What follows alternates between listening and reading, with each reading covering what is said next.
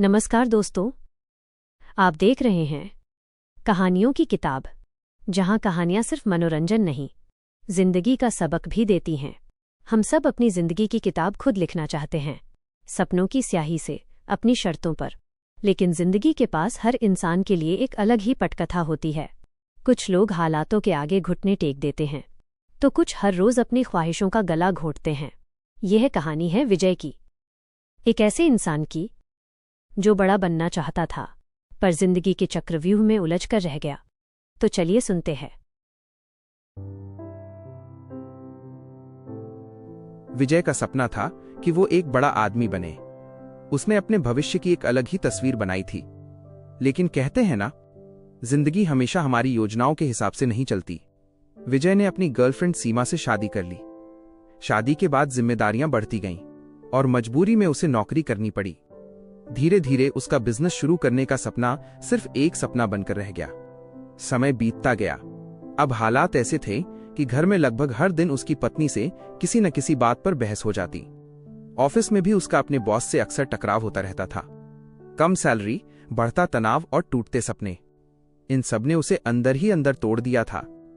सबसे ज्यादा तकलीफ उसे इस बात की थी कि वो अपनी पत्नी को वैसी जिंदगी नहीं दे पा रहा था जिसका वादा उसने शादी से पहले किया था। उस दिन की सुबह भी हर रोज की तरह ही शुरू हुई, लेकिन आज का दिन खास था। आज विजय और सीमा की शादी की सालगिरह थी।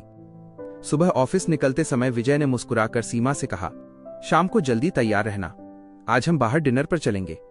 लेकिन विजय के मन में बस एक ही सवाल चल रहा था, इतनी कम सैलरी में आज सीमा को ऐसा कौन सा गिफ्ट दूं जिससे उसकी आंखों में फिर से वही खुशी लौट आए। ऑफिस जाते समय भी उसके मन में यही विचार घूम रहा था।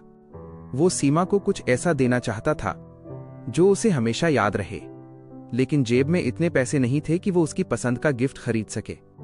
ऑफिस पहुंचते ही उसने अपने फ्रेंड्स को कॉल लगाया, पर पहले से ही उसने उधार ले रखा था, इसलिए किसी ने भी उसे पैसे नहीं दिए। आधा दिन इसी चक्कर में निकल गया। उसके चेहरे की मायूसी देखकर उसके एक कॉलीग ने पूछा, क्या हुआ विजय, आज इतने परेशान क्यों हो? विजय ने पूरी बात बता दी। अरे इतनी सी बात है, सर से 6 महीने की एडवांस सैलरी मांग ले, बाद में हर महीने तेरी सैलरी से कटती रहेगी। उसे लगा जैसे उसकी समस्या का हल मिल गया हो। तभी ऑफिस बॉय आया, विजय, सर ने तुम्हें कैबिन में बुलाया है। विजय मन ही मन खुश हो गया। वाह, अच्छा हुआ, अभी इसी समय सर से एडवांस की बात कर लेता हूं। लेकिन जैसे ही वो कैबिन के अंदर गया, सब कुछ बदल गया। सर का चेहरा गुस्से से लाल था। उन्होंने गुस्से में कहा, तुम्हारी एक गलती की वजह से कंपनी को 25 लाख रुपए का नुकसान हुआ है। पूरे ऑफिस के सामने विजय को बुरी तरह डांटा गया। विजय बार बार अपनी बात समझाने की कोशिश करता रहा, लेकिन उसकी एक न सुनी। आखिर में सर ने गुस्से में एक ही बात कही, आज से तुम इस कंपनी में काम नहीं करोगे, यू आर फायर्ड। ये सुनते ही विजय सन्न रह गया। वो टूटे हुए मन से कंपनी से बाहर निकल आया। वो बिना किसी मंजिल के सड़क पर चलता रहा। उसके मन में एक के बाद एक सवाल उठ रहे थे। अब घर कैसे चलेगा, ईएमआई कैसे भरूंगा, और आज हमारी एनिवर्सरी है, सीमा को क्या गिफ्ट दूं। चलते वो इतना थक गया कि सड़क किनारे बने एक छोटे से मंदिर की सीढ़ियों पर बैठ गया। कुछ देर तक वह चुपचाप जमीन की तरफ देखता रहा। फिर उसकी नजर भगवान की मूर्ति पर पड़ी। उसके अंदर जमा हुआ सारा दर्द अचानक बाहर आ गया। वो भगवान से शिकायत करने लगा, आखिर मेरे साथ ही ऐसा क्यों? मैंने किसका क्या बिगाड़ा था?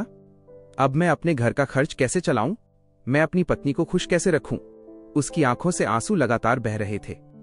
वो रोते रोते बोला, मुझे ऐसी जिंदगी नहीं चाहिए थी। मैंने तो सोचा था कि एक अच्छी नौकरी होगी, सुबह 10 बजे ऑफिस जाऊंगा, शाम 6 बजे लौट आऊंगा, ऑफिस में आराम से काम करूंगा, घर आऊंगा तो मेरी पत्नी मुस्कुराकर मेरा इंतजार करेगी। मैंने सोचा था कि मेरी पत्नी मेरा हर दिन ख्याल रखेगी, लेकिन यहां तो हर दिन हमारे बीच झगड़े होते हैं।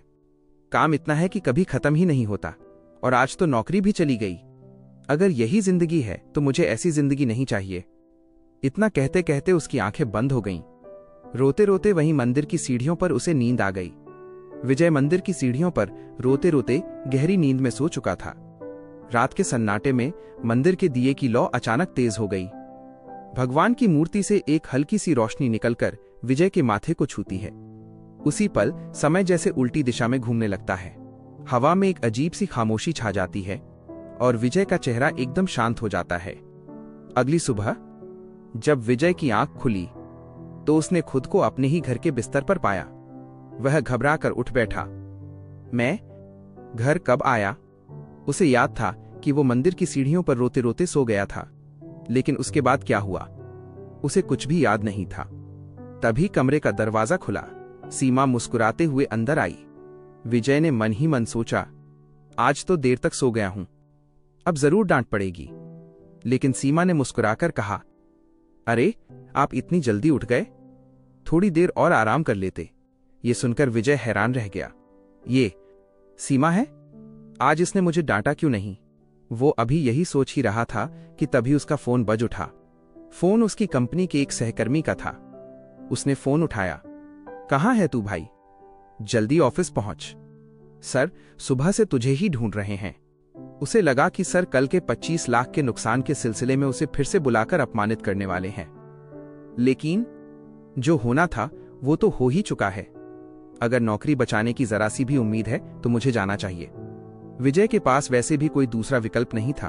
वो जल्दी जल्दी तैयार होने लगा। सीमा ने प्यार से उसके हाथ में टिफिन दिया। अपना ध्यान रखना और समय पर खाना खा लेना। विजय बस उसे देखता रह गया। ऑफिस पहुंचकर उसने देखा, सब कुछ बिल्कुल सामान्य था। कोई उसे अजीब नजरों से नहीं देख रहा था। सब लोग पहले की तरह उसे सम्मान दे रहे थे।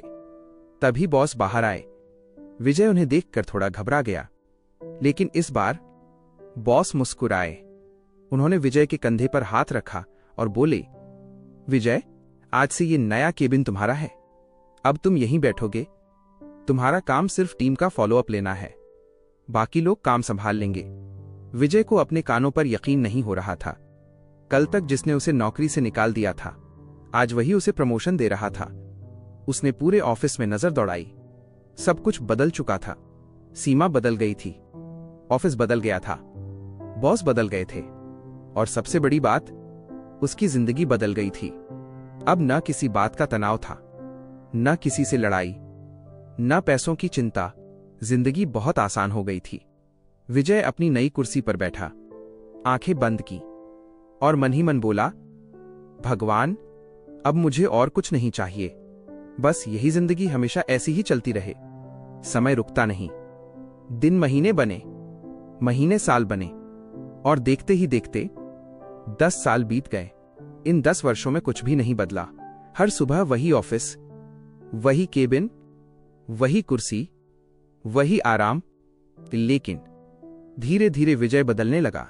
आराम की जिंदगी ने उसके शरीर को कमजोर बना दिया। उसका वजन बहुत बढ़ गया। ब्लड प्रेशर, शुगर, घुटनों का दर्द, एक के बाद एक बीमारियां उसे घेरने लगीं। सिर्फ 40 साल की उम्र में ही वो 50 साल का लगने लगा था। अब हर दिन उसे एक जैसा लगने लगा। ना कोई चुनौती, ना कोई नया सपना, न किसी चीज का उत्साह।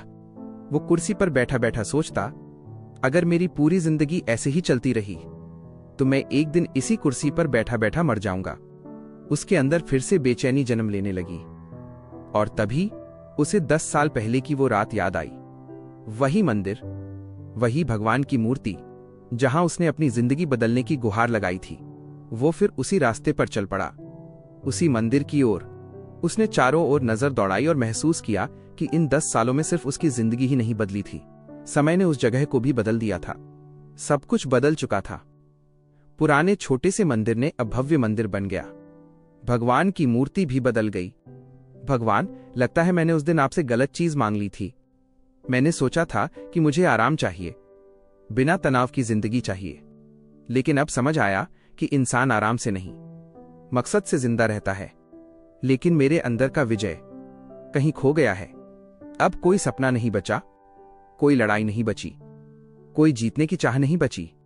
मैं जी तो रहा हूं, लेकिन जिंदगी महसूस नहीं कर रहा। अगर हो सके तो मुझे मेरी पुरानी जिंदगी वापस दे दो।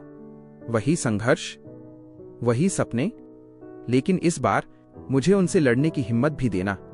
इतना कहकर उसने अपनी आंखें बंद कर लीं। जिंदगी का सुख मंजिल में नहीं, सफर में होता है।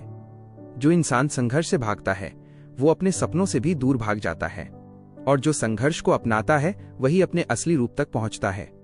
भगवान कभी किसी की जिंदगी आसान नहीं बनाते, वे इंसान को इतना मजबूत बना देते हैं कि मुश्किलें भी छोटी लगने लगती हैं। अगर आपको ये कहानी पसंद आई हो और इसने आपके दिल को जरा सा भी छुआ हो तो वीडियो को लाइक जरूर करें, अपने दोस्तों और परिवार के साथ शेयर करें और ऐसे ही दिल को छू लेने वाली कहानियां सुनने के लिए हमारे चैनल कहानियों की किताब को सब्सक्राइब करना बिल्कुल मत भूलिएगा। मिलते हैं एक और नई कहानी के साथ, तब तक अपना और अपने अपनों का ख्याल रखिए। धन्यवाद।